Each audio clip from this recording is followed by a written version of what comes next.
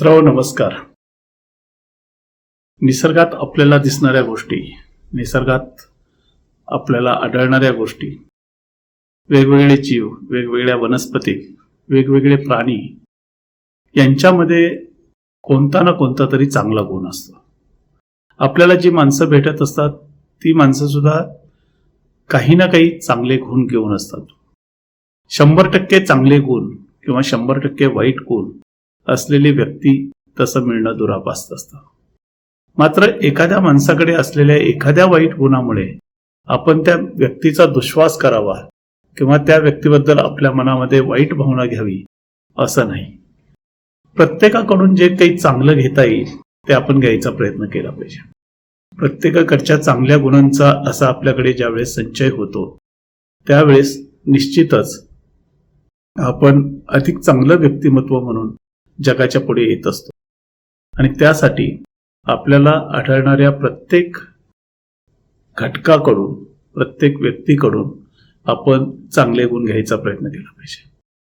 गाढव हा अपशब्द म्हणून सुद्धा आपण वापरतो. मात्र या गाढवाला एक खूप चांगली सवय असते, ते म्हणजे दिलेलं काम ते प्रामाणिकपणे पार पाडतं. आणि त्याच्या दैनंदिन जीवनामध्ये तो आणखी खूप चांगली गोष्ट करत असतो, ते म्हणजे गाढव घाण पाणी कधी पित नाही, ते नेहमी स्वच्छ पाणी पितं.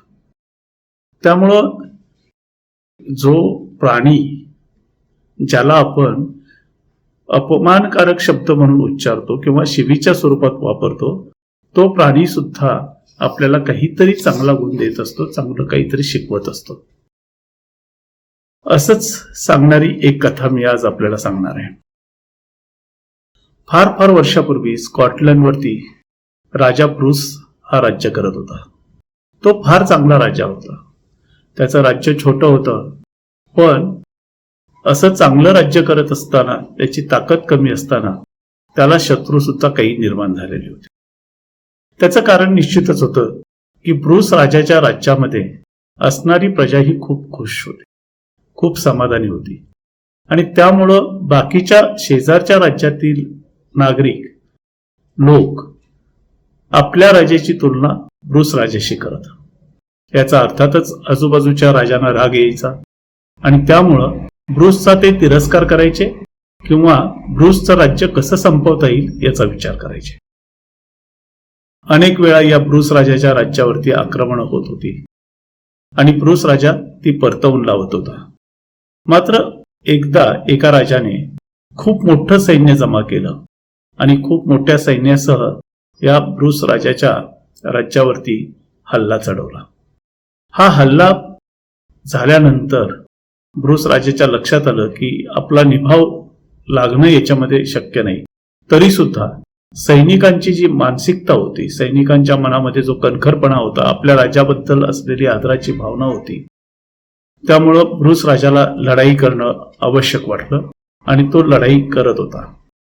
यामध्ये त्याचे अनेक सरदार, अनेक सैनिक मरण पावले किंवा मृत झाले आणि शेवटी त्या बलाढ्य सैन्यापुढं ब्रूस राजाचा टिकाव काही लागला नाही. शेवटी ब्रूस राजाने रणांगणातून पळ काढला आणि तो पळत जंगलामध्ये शिरला. जंगलामध्ये पळत जात असताना सैनिक त्याचा पाठलाग करत होते. मात्र जंगल इतकं घनदाट होतं की ती जंगलामध्ये या शत्रू सैन्याला ब्रूस राजाचा पाठलाग करणं खूप अवघड झालं. अर्थातच ब्रूस राजाला ते जंगल चांगलं माहीत होतं आणि शत्रू सैन्याला ते जंगल माहीत नव्हतं. त्यामुळं ब्रूस राजा कसा बसा आपला जीव वाचवू शकला. तेवढ्यात त्याला एक गुहा दिसली आणि त्या गुहेमध्ये राजा लपून बसला.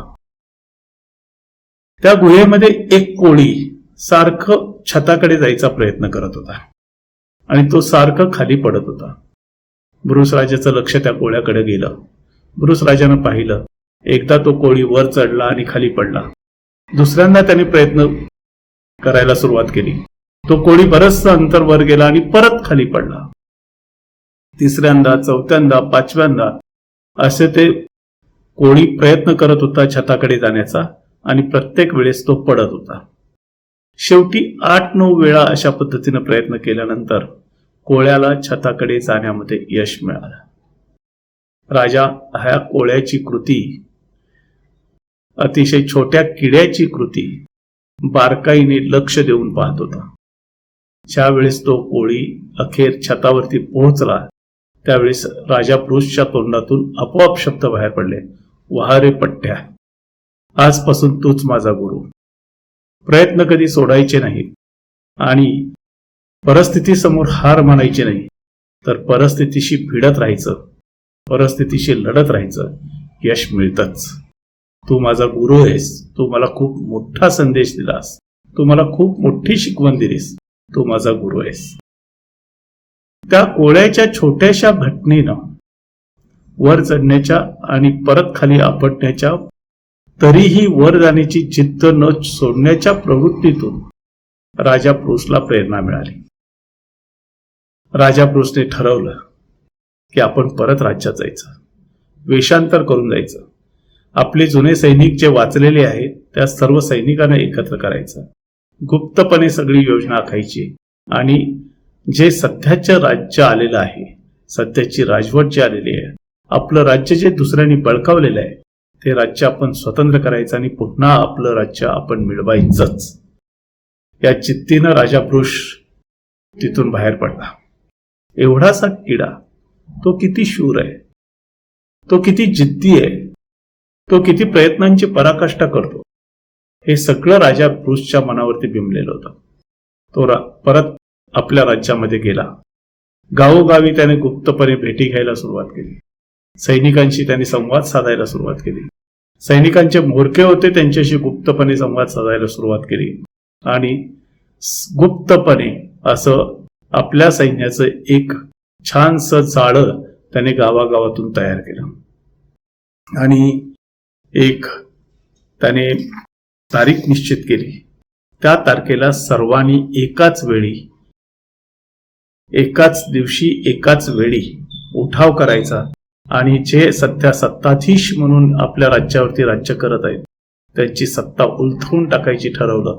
आणि त्याप्रमाणे राजा पुरुषचे हे सैनिक आणि त्यावेळेस ते राज्य बळकावून बसलेले सैनिक यांच्यामध्ये लढाई झाली.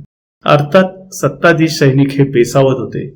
राजा पुरुषचं सैन्य हे मात्र एका प्रेरणेनं, एका ताकदीनं, एकजुटीनं उभा राहिलं. त्यांनी ती सत्ता उलथवून टाकली आणि राजा पुरुषला परत आपला राजा म्हणून प्रस्थापित केलं. तर मित्रहो, असंच असतं. आपण सुद्धा आपले प्रयत्न सोडायचे नसतात. आपल्याला ज्यावेळेस एखाद्या प्रसंगी शह मिळतो, आपण एखाद्या ठिकाणी ज्यावेळेस अपयश झेलत असतो, त्या प्रसंगामध्ये आपण आपली चित्त सोडता कामा नये. राखेतून पुन्हा भरारी घेण्यासाठी उडत जातो, पुन्हा भरारी घेतो तो फिनिक्स पक्षी. पण फिनिक्स पक्षी फार दूरची गोष्ट आहे. आपल्याला मात्र आपली बुद्धी आहे, आपण प्राप्त केलेलं ज्ञान आहे, आपले हात पाय आणि मेंदू, मनगट हे सर्व काही बळकट आहे. अशा परिस्थितीमध्ये तर आपण हार मानणं किंवा एखाद्या अपयशानं खचून जाणं हे कधीही मान्य होण्यासारखं नसतं. आपण आपले प्रयत्न करत राहायला पाहिजेत. ते प्रयत्न प्रामाणिक असले पाहिजेत आणि प्रत्येक जीवातून, प्रत्येक प्रसंगातून, प्रत्येक घटनेतून सकारात्मक अर्थ, सकारात्मक बाब, चांगला गुण, चांगला विचार घ्यायची सवय आपण आपल्याला जर लावून घेतली तर आपल्या स्वतःमध्ये चांगल्या गुणाचा एक संचय होईल. आपलं व्यक्तिमत्व हे एक सर्व गुण संपन्न व्यक्तिमत्व म्हणून समोर येईल आणि अशा प्रकारचं सर्व गुण संपन्न व्यक्तिमत्व आयुष्यात कधीच अपयशी होत नाही. यश अखेरीस त्याच्या पायाशी लोळत घेतच. त्यामुळं आपणही आपल्या अंगी प्रत्येक चांगली गोष्ट आणण्याचा प्रयत्न करूया. आपल्या मनावर चांगल्या गोष्टी बिंबवण्याचा प्रयत्न करूया. आपण चांगल्या सकारात्मक दिशेने विचार करूया. यश हे आपलंच आहे. धन्यवाद.